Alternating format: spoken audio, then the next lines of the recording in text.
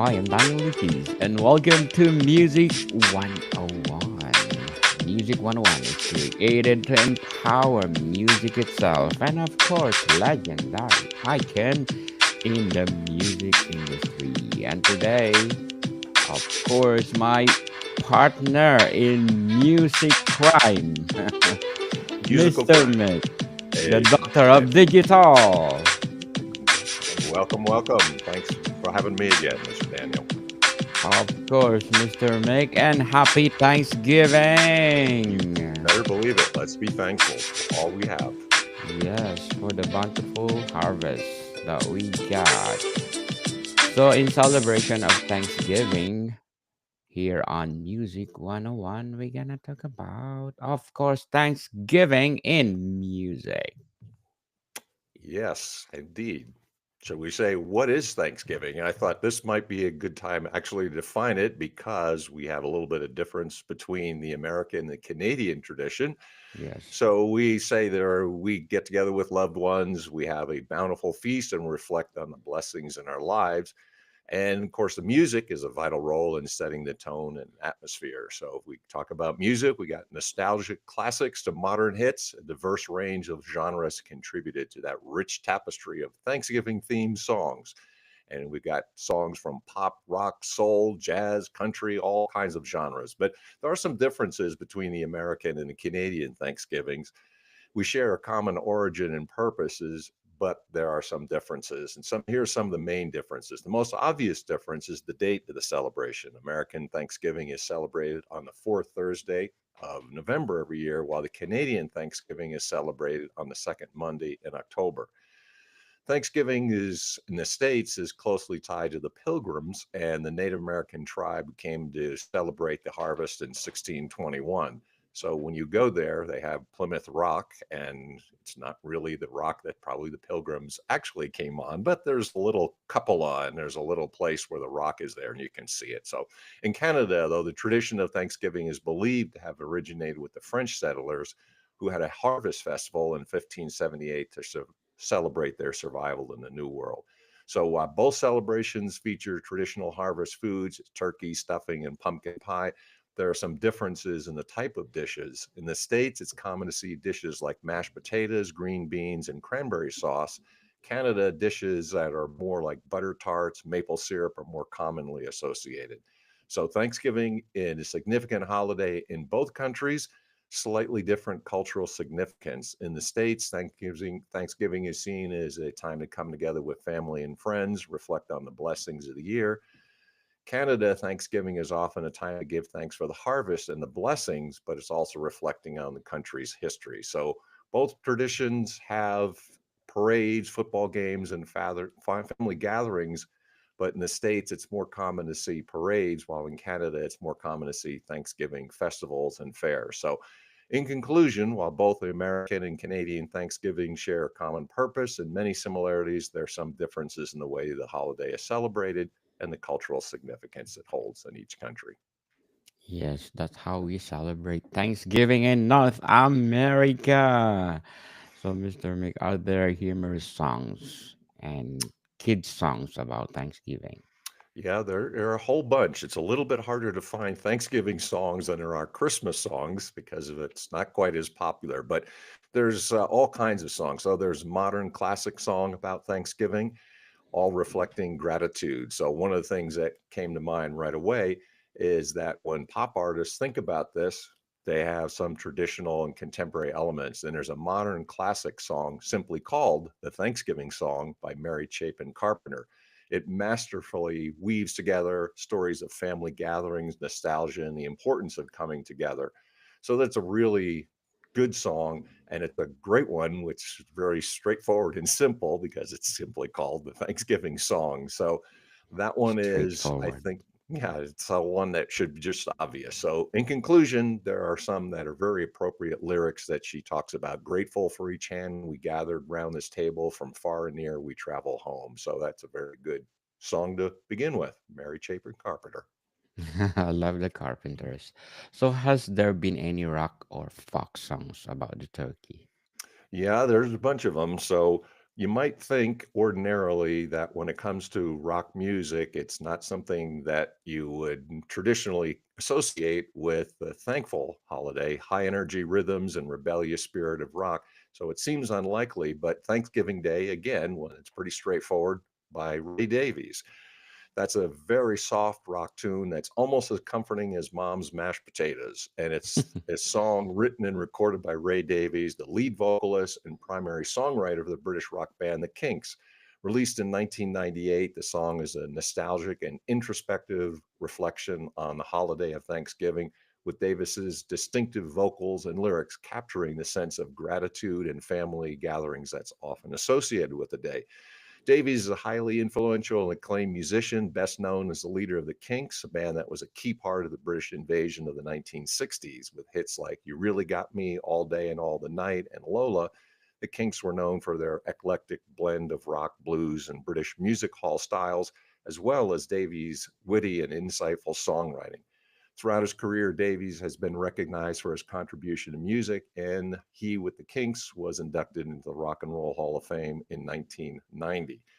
So, along these lines, in terms of a folk song, you have to mention Alice's Restaurant. It's a hippie cult classic Yes. renowned for the annual Thanksgiving airplay of the hit song Alice's Restaurant Massacre. So it's a song that's written and recorded by Arlo Guthrie in 67. It's an 18-minute epic tale which tells the story of a Thanksgiving Day encounter between Guthrie and a police officer in Great Barrington, Massachusetts. And it's a humorous and satirical commentary on the absurdity of the American justice system, as well as a nostalgic reflection on the changing values and social norms of the 1960s. The song's narrative is woven together with a series of vignettes, characters, and musical interludes, creating a unique and captivating listening experience. It's become a classic of American folk music with the themes of social commentary, storytelling, and musical innovation that continues to resonate with listeners. In conclusion, the song was written, recorded, and released in 1965, later included on Guthrie's album Alice's Restaurant in 67. And in conclusion, it's the movie of the same name was released in 69, which includes Alice's Restaurant, the song. Yes, and thank you so much for sharing those turkey and songs. If there's a turkey, for sure, there's Thanksgiving. I always associated with it. Are there a soulful reflections about Thanksgiving? Yes, indeed. So soul music, with its deep roots in gospel and R&B, is particularly well suited to convey the emotional depth and gratitude associated with Thanksgiving. So you can get ready to dance with your loved ones while listening to the upbeat soul song "Let's Turkey Trot." It's a 1963 song written and recorded by Little Eva, an American singer and dancer. That song became a huge hit, reaching the top of the Billboard Hot 100 chart and staying there for 5 weeks. The upbeat, energetic tune features Little Eva's distinctive vocals and a catchy melody that's become synonymous with the dance craze of the same name. So the song's lyrics encourage lyrics to "Let's Turkey Trot," and hopefully you can shake your tail feathers to the music.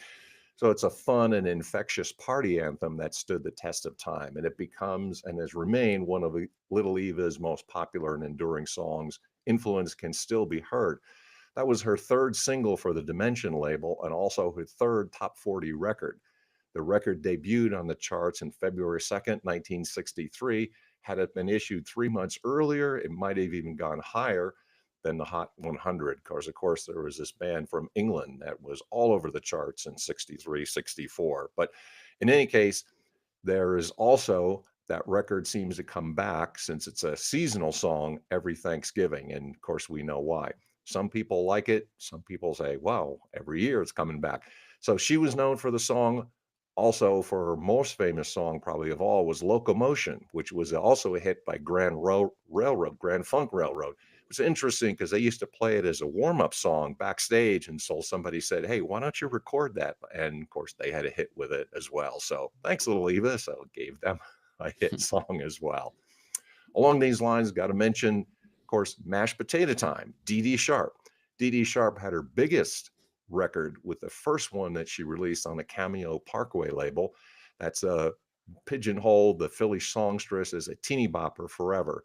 identified with her number one smash from 1962, Mashed Potato Time. So, of course, got to mention her too. She's a Philly gal and also a great song that was from Philadelphia, the home at the time of Dick Clark's American Bandstand. So that helped out her career. So if you're on the train, what you can do is where that was originally recorded, you get off the train station, and that's exactly right place where Dick Clark and his bands and his bandstand was played until, of course, they left Philadelphia. But in any case, Dee Dee Sharp was on a lot of teen dance shows from 62 to 80s. She was a fixture on Clark's Caravan of Stars tours and a familiar face in the popular 16 magazine. Her actual name, her real name is Dion LaRue. She played piano from an early age, directed choirs at her grandfather's and other churches in Philadelphia. Her mother suffered debilitating injuries from a car accident when LaRue was only 13. To get work, she started singing as a background singer and developed her skills to work on sections by Lloyd Price, Frankie Avalon, Fabian, Bobby Rydell, Jackie Wilson, and Chubby Checker, most of whom, of course, are from Philly, and that was part of the teen pop idol scene at that time in the early 60s. She also had vocals on Chubby Checker's Slow Twistin' in 1962, making a duet. First solo session was recorded the next day, the Mashed Potatoes session, and at 17 years old, Dion LaRue was an overnight sensation. Now, her producers didn't like her real name, LaRue, so they created Dee Dee Sharp. Everyone called her Dee, and she sang in D sharp, hence Dee Dee Sharp. And so that was her stage name. Didi Sharp. Came around that way. So another song, Thankful and Thoughtful by Sly and the Family Stones. So what would Thanksgiving be without that fabulous but tragic Sly Stones? It's a funkadelic reminder to appreciate what we have. And so it's a soulful and uplifting song written and recorded by Sly and the Family Stone in 1970. It's a heartfelt expression of gratitude and appreciation. Stone's smooth vocals and the band's tight harmonies blending together in a joyful celebration of the good things in life.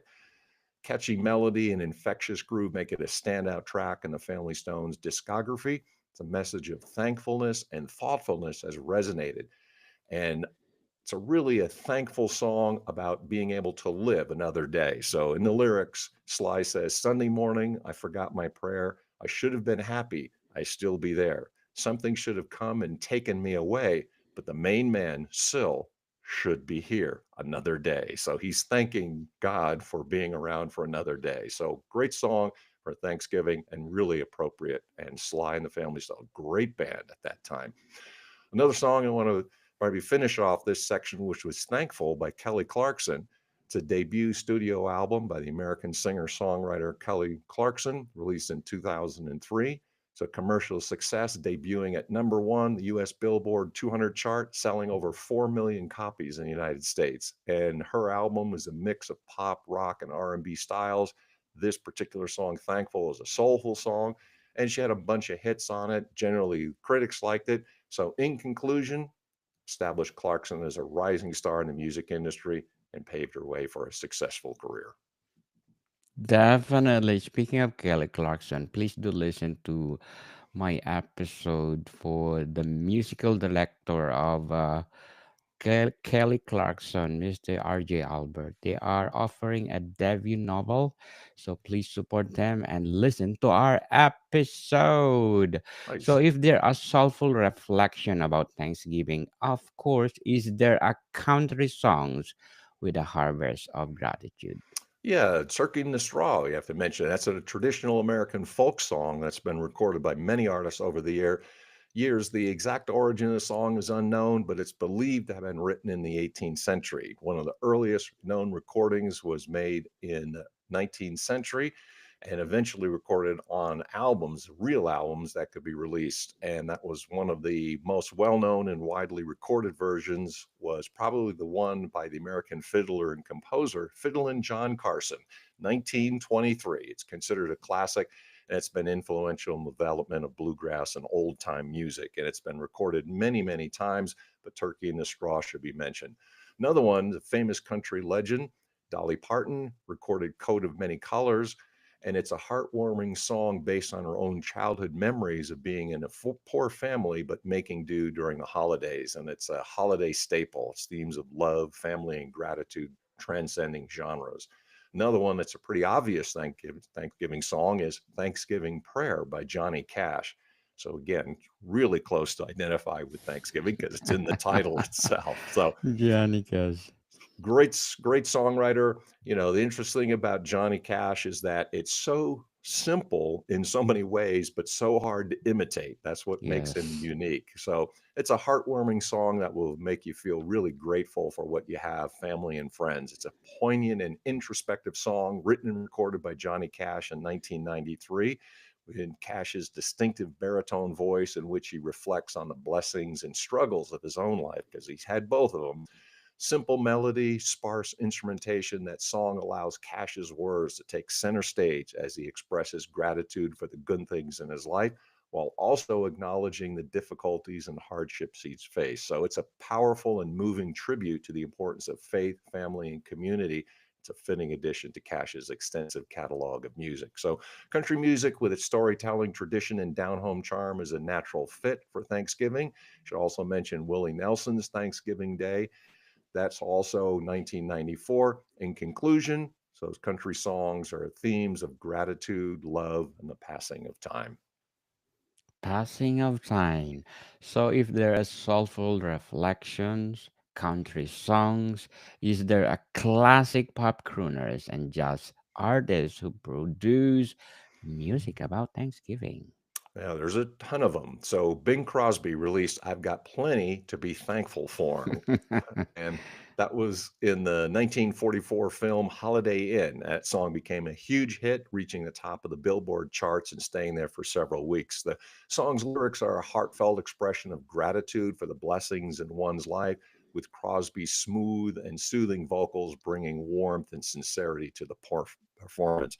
It's since become a beloved standard of the Great American Songbook. Message of thankfulness and appreciation has resonated with listeners for generations. And that becomes one of the most well known and beloved versions of that song. It's a holiday playlist. It's also on all the classic crooner collections. Should also mention Fats Waller. It's a song that reached the Thanksgiving categories called All That Meat and No Potatoes. That was recorded in No 1935. potatoes. There's a famous quote from Fats Waller when he was asked once to define jazz, and he had a great answer. He says, "If you have to ask, you will never know." But he's one of the most famous jazz pianists and singers, recorded in 1935. It's a humorous and satirical take on the lavish lifestyle of the wealthy, and Waller's smooth vocals and virtuosic piano playing bringing life to the lyrics, witty observations of the excesses of the rich.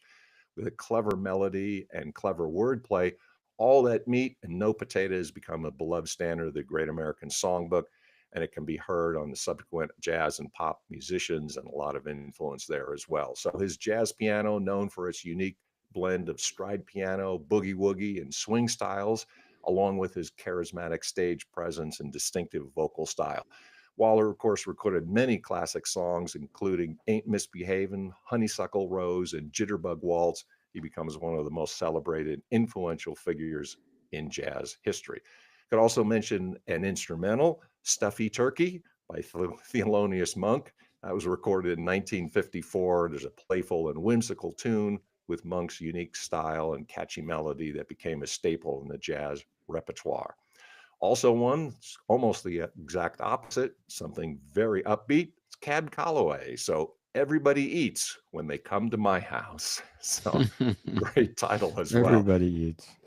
It's a great song that was recorded in 1931. It's a celebration of hospitality and generosity with Calloway's smooth vocals and the band's energetic swing rhythms, bringing life to the lyrics' message of welcoming and sharing with others. That song's catchy melody and infectious energy make it a standout in Calloway's discography, and its influence can be heard in many subsequent swing and jazz musicians. So, in conclusion, Everybody Eats When They Come to My House is a classic example of Calloway's ability to craft songs that are both fun and festive. It's a message of community and sharing has resonated with listeners. Definitely, music during Thanksgiving serves as a beautiful expressions of gratitude and togetherness, setting the tone of celebration filled with warmth and joy. From traditional hymns like Mr. Mick saying about. And before we go on, Mr. Mick, I'm inviting you to please do listen to my other podcast, Book 101 Review on my fourth season. And I'm having my fifth season coming this December. So please do tune in for our bigger, better, and bolder episodes. So, Mr. Mick, can you promote your upcoming projects, your books, Ian Hunter, and more? Thank you so much. I appreciate the opportunity, Mr. Daniel. So, yes, I have a couple books on Amazon that is On Track, Ian Hunter, and also Burning America. So, you can catch those volumes on Amazon. Also, hopefully, that you'll connect on a podcast, the Doctor of Digital podcast, and join me on Facebook, where I am the Idea to Author coach. I help business leaders, CEOs, and entrepreneurs break through their obscurity through written presentations, building credibility and authority. So we also have all those things and upcoming projects. If Mr. Daniel has his way, I'm going to be writing about Aretha Franklin. In Yes. in the meantime, also writing about Chipmunk, the so-called voice of Woodstock, and projects along those lines, and also something about American history, work-life balance, some other projects that I'm working on as well. So thanks for the opportunity. Yes, people, let's support us because if you support us, of course, more episodes to come, more books to come. And I hope and we are expecting your support. So, Mr. Meg, thank you for your time. Thank you, Mr. Daniel. Deus Volt. Morika, people, see you soon.